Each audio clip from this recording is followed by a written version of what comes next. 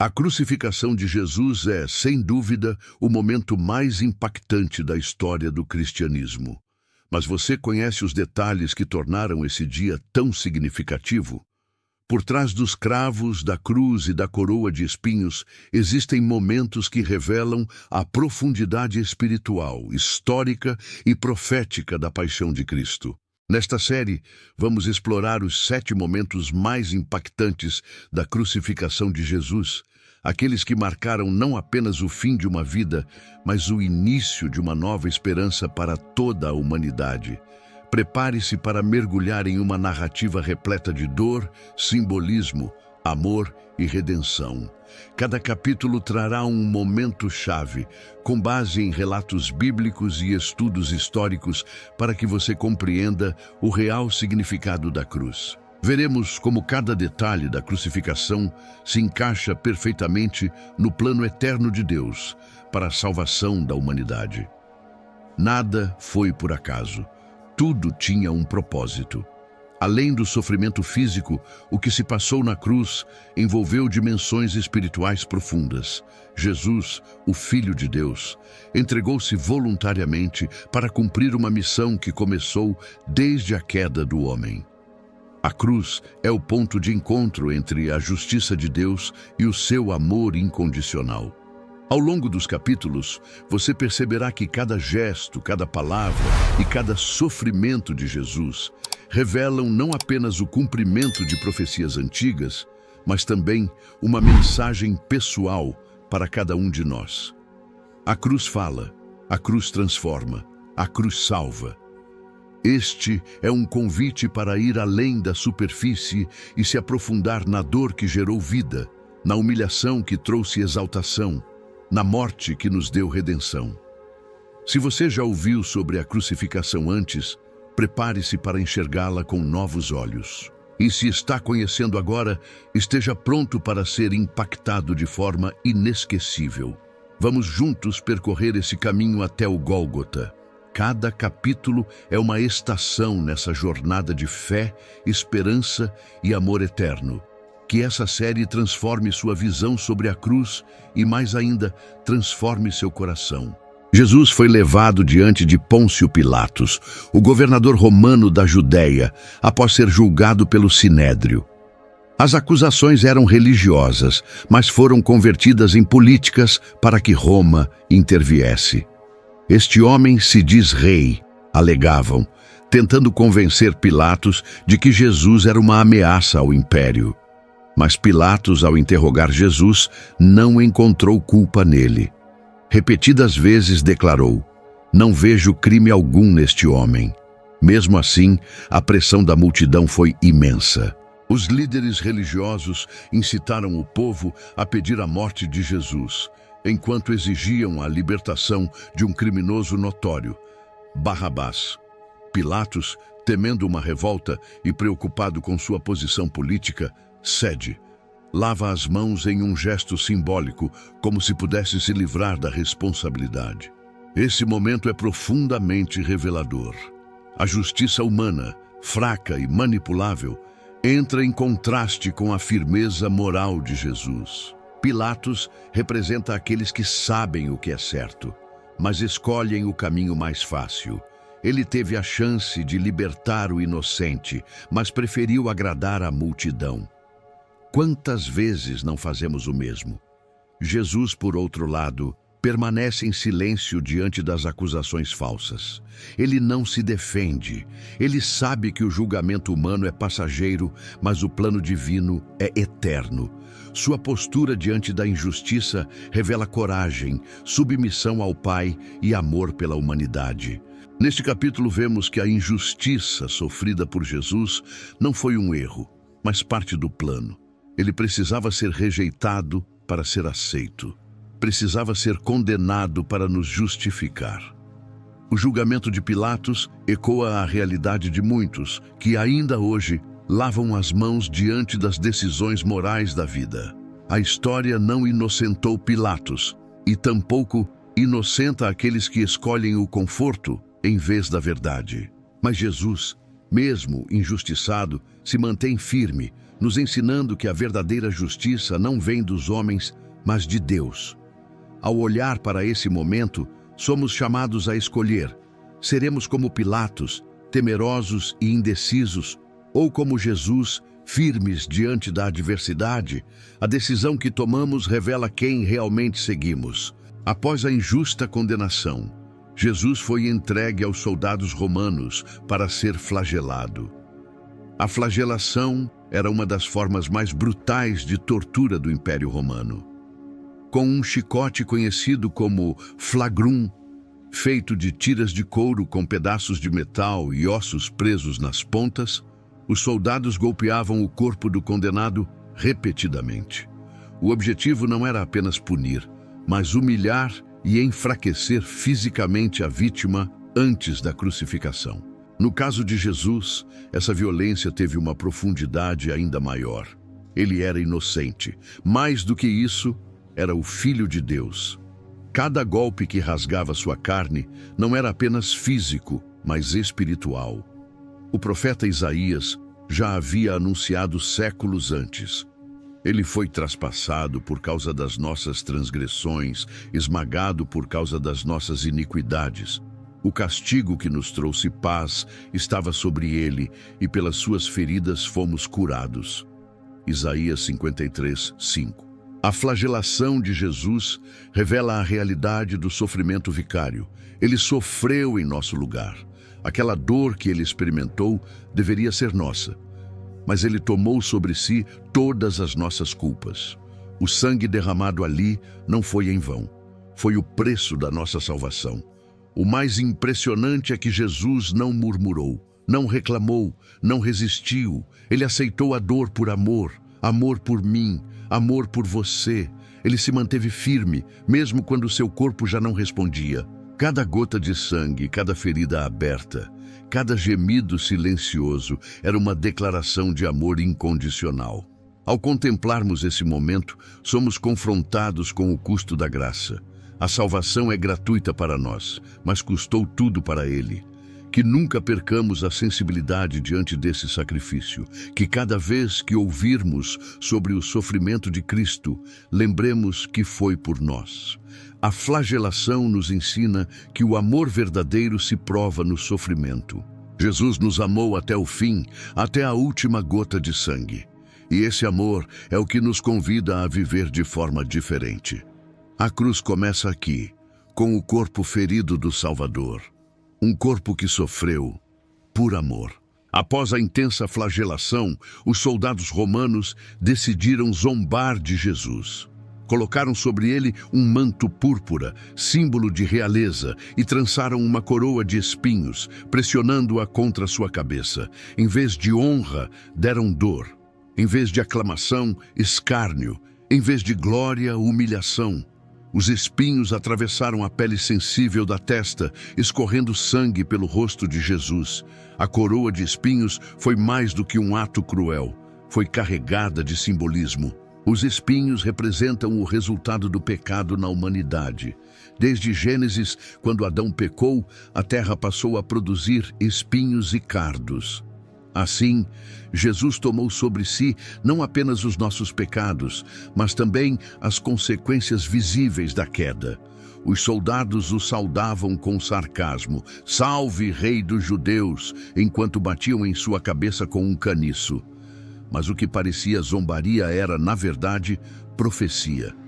Eles estavam coroando o verdadeiro rei, não com ouro, mas com dor. Não em um trono de mármore, mas a caminho de uma cruz. A coroa de espinhos é o símbolo do rei que se humilha, que troca a majestade pelo sofrimento, a glória pela entrega. Jesus não rejeitou aquela coroa. Ele a recebeu, porque sabia que por meio dela abriria o caminho para que nós pudéssemos receber a coroa da vida. Esse momento nos chama à reflexão. Que tipo de rei estamos dispostos a seguir? Um rei terreno, de poder e aparência? Ou o rei eterno, que reina através do amor sacrificial? A humilhação de Jesus foi voluntária. Ele poderia ter convocado legiões de anjos, mas preferiu o silêncio da submissão. porque a dor da coroa era o preço da nossa liberdade, e esse preço ele pagou com alegria, por amor a nós. Ao olhar para a coroa de espinhos, não vemos apenas dor, vemos realeza, vemos cumprimento de promessas, vemos o contraste entre o que o mundo valoriza e o que Deus exalta. O homem viu um derrotado, o céu viu o Cordeiro vitorioso sendo coroado para reinar eternamente. Depois de todo o sofrimento físico e emocional, Jesus foi levado para ser crucificado. Carregando a própria cruz, ele saiu pelas ruas de Jerusalém em direção ao Monte Gólgota. A multidão o seguia, alguns com zombarias, outros com lágrimas. Entre eles estava Maria, sua mãe, e discípulos fiéis. O caminho até o Gólgota é conhecido como Via Dolorosa, o caminho da dor. Era um percurso estreito, cheio de pedras, ladeado por curiosos, soldados e religiosos frios. O peso da cruz sobre os ombros já feridos de Jesus era esmagador. Ele caiu várias vezes, esgotado, sangrando, tropeçando sob o fardo que não era seu. Nesse trajeto, um homem chamado Simão de Cirene foi forçado pelos soldados a ajudar Jesus a carregar a cruz. Embora involuntário, seu gesto tornou-se símbolo de todos aqueles que, ao longo dos séculos, decidem carregar a cruz com Cristo. O caminho da fé é também um caminho de renúncia e entrega. Enquanto caminhava, Jesus olhou para as mulheres que choravam e disse: "Não chorem por mim, chorem por vocês mesmas e por seus filhos." Mesmo em dor, sua compaixão não cessava. Ele seguia firme, não como um condenado sem saída, mas como um rei que se entregava voluntariamente pelo seu povo. O caminho até o Gólgota não foi apenas um percurso físico, mas espiritual. Ali, cada passo representava a aproximação da maior oferta de amor da história. O chão manchado de sangue anunciava que algo eterno estava prestes a acontecer. Quando Jesus chegou ao Monte da Caveira, já estava exausto, mas não derrotado. Estava prestes a cumprir o propósito eterno de Deus. O Gólgota, símbolo de morte e horror, seria transformado em altar de vida e redenção. Este capítulo nos convida a refletir sobre o nosso próprio caminho. Temos carregado a cruz com Cristo, temos seguido com perseverança, mesmo em meio à dor. A jornada até o Gólgota é difícil, mas necessária. É o caminho onde a fé é provada, o amor é demonstrado e a salvação se revela. A cena é sombria. No alto do Gólgota, deitado sobre a cruz, Jesus estende os braços voluntariamente. Os soldados pegam os cravos e os martelos. Com brutalidade, perfuram suas mãos e pés. O som dos golpes ecoa entre os soluços dos que o amam e a indiferença dos que apenas assistem. Está consumado o castigo do justo pelos injustos. Jesus é erguido, suspenso entre o céu e a terra. Ele se torna ponte entre o homem e Deus. A madeira da cruz se fixa no chão como raiz de um novo tempo. Os cravos não apenas prendem um corpo, mas revelam o compromisso de um Deus que não desistiu da humanidade. Ali, pendurado, Jesus pronuncia palavras que atravessam séculos. Pai, perdoa-lhes, porque não sabem o que fazem. Ele ora por aqueles que o matam. Quem faz isso senão alguém movido por um amor inimaginável? A crucificação é o auge do sofrimento físico, mas também o clímax da revelação espiritual. O Rei dos Reis está pregado, não em um trono, mas em uma cruz. Sua coroa é de espinhos. Seu cetro, uma lança. Seu manto, um pano ensanguentado. A glória se manifestando na fraqueza. O poder se revelando na entrega. Cada cravo é uma declaração, um compromisso eterno com a redenção, um sim definitivo ao plano de salvação. O sangue escorre, mas com ele escorre também nossa condenação. O peso da cruz revela o valor da nossa alma. Jesus não foi forçado. Ele escolheu. E essa escolha mudou o destino da humanidade. Aos pés da cruz, o mundo divide-se. Uns zombam, outros creem. Uns veem derrota, outros veem salvação. A cruz é escândalo para alguns, loucura para outros, mas para os que creem é poder de Deus. A crucificação nos convida à rendição. Não é apenas uma cena do passado, é um convite diário a morrer para o ego e viver para Deus. Os cravos ainda falam. Eles proclamam que o amor verdadeiro se entrega até o fim, e esse amor tem nome: Jesus. Mesmo em meio à dor insuportável, Jesus falou. Suas palavras não foram ao acaso, nem motivadas apenas pelo sofrimento. Cada frase dita na cruz carrega um significado profundo, revelando o caráter divino e o coração compassivo do Salvador. As 7 últimas palavras de Cristo são, na verdade, 7 janelas para a eternidade. 7 mensagens que atravessam o tempo e continuam transformando vidas até hoje. Pai, perdoa-lhes, porque não sabem o que fazem. Essa é a primeira palavra, e já é um choque à lógica humana. Quem consegue perdoar enquanto está sendo crucificado injustamente? Jesus, com os braços abertos, ora por seus algozes. O perdão é a primeira oferta da cruz. Não importa o tamanho da culpa. A cruz nos encontra com graça. Ainda hoje estarás comigo no paraíso. Um ladrão ao lado de Jesus reconhece quem ele é. Em seu último suspiro, clama por misericórdia e a recebe. Jesus oferece salvação imediata, mostrando que nunca é tarde demais para se render a Ele. Não é preciso limpar a vida toda primeiro. Basta se entregar de coração. Mulher, eis aí o teu filho. Ao ver Maria aos pés da cruz, Jesus cuida dela. Mesmo em agonia, ele garante que ela será amparada por João. Isso revela sua humanidade e também sua sensibilidade. Jesus não se esquece dos pequenos detalhes, ele cuida dos nossos. Deus meu, por que me desamparaste? A dor da separação do Pai é insuportável. Ele experimenta o abandono que nós merecíamos. Ali, ele assume a distância que o pecado criou entre Deus e o homem, para que nunca mais sejamos separados de Deus. Tenho sede.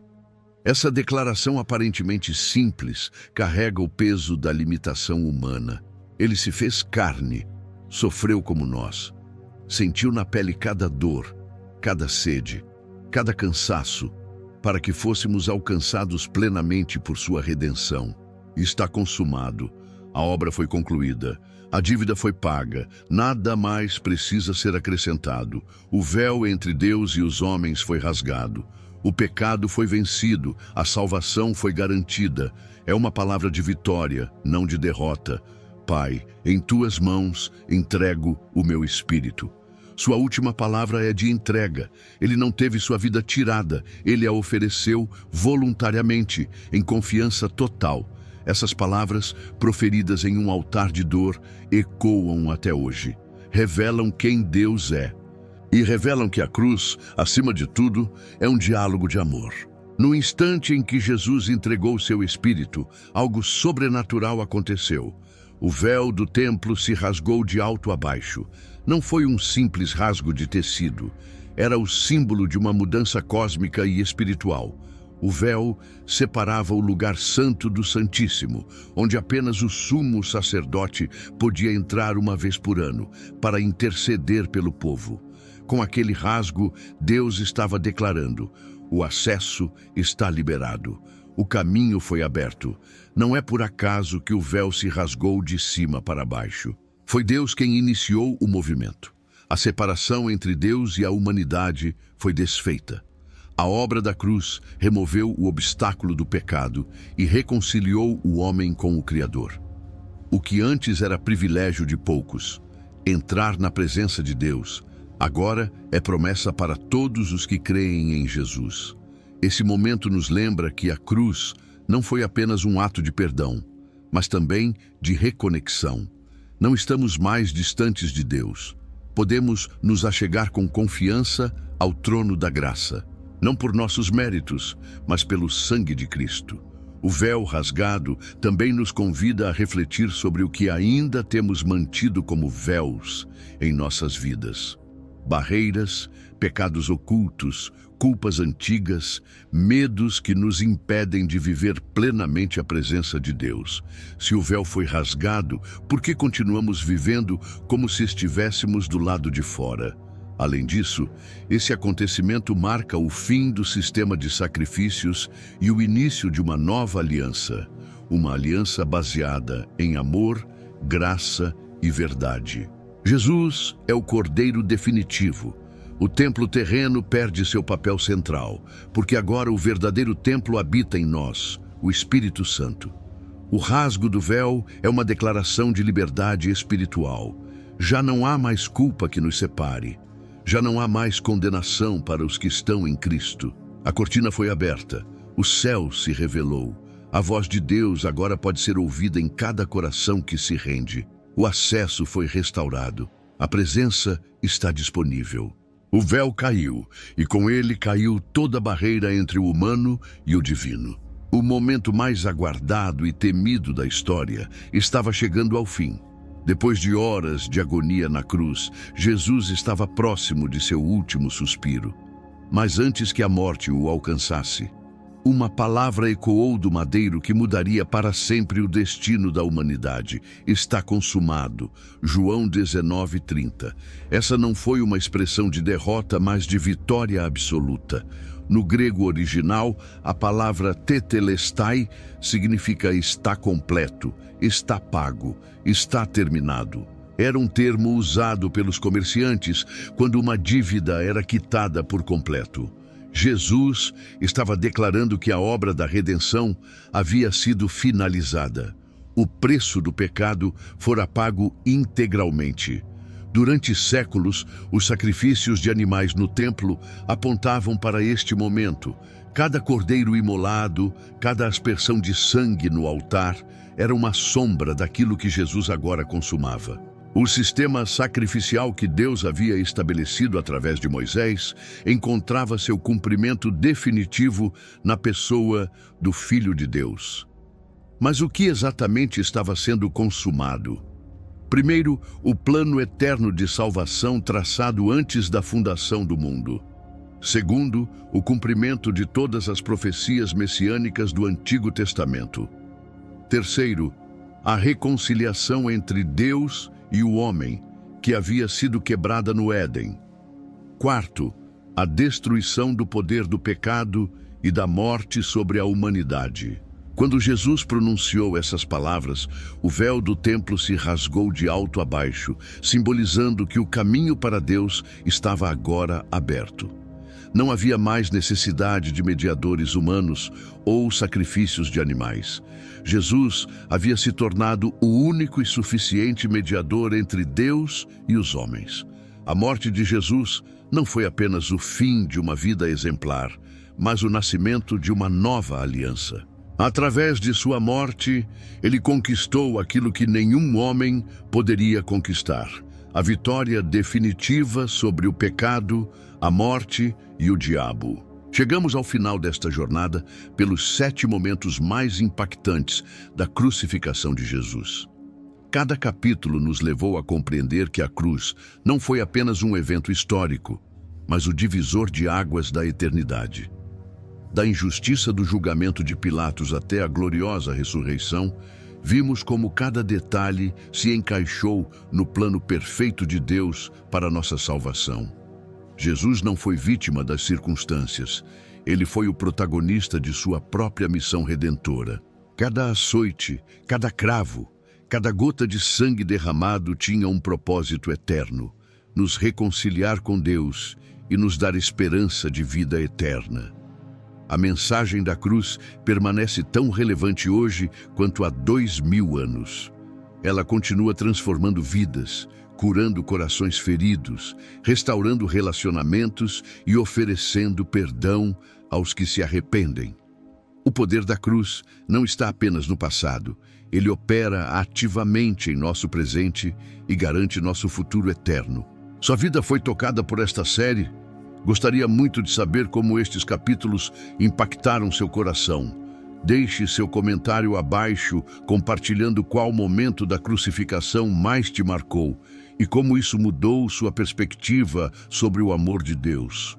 Não esqueça de seguir para receber mais conteúdos que vão fortalecer sua fé e aprofundar seu relacionamento com Jesus. A jornada da fé é contínua e há muito mais para descobrirmos juntos sobre o imenso amor de Deus por nós. Que a cruz de Cristo seja sempre o centro da sua esperança e a fonte da sua paz. Se você chegou até aqui, é porque Deus tocou seu coração através desta mensagem. A cruz de Jesus não é apenas história, ela é vida transformada, acontecendo agora mesmo em você. Minha oração por você. Pai Celestial, abençoe cada pessoa que assistiu este vídeo. Que a mensagem da cruz penetre profundamente em seus corações, que eles experimentem o teu amor incondicional, o teu perdão restaurador e a esperança eterna que só Jesus pode dar. Transforma suas vidas como só tu sabes fazer. Em nome de Jesus, amém. Esta série nasceu de uma experiência pessoal profunda com a cruz de Cristo. Minha vida foi completamente transformada quando compreendi o verdadeiro significado do sacrifício de Jesus. Se esta mensagem tocou você, como tocou a mim, compartilhe sua história nos comentários. Nosso objetivo é levar esta mensagem transformadora para 1 milhão de corações até o final do ano. Você faz parte desta missão. Cada like, comentário e compartilhamento espalha o amor de Cristo.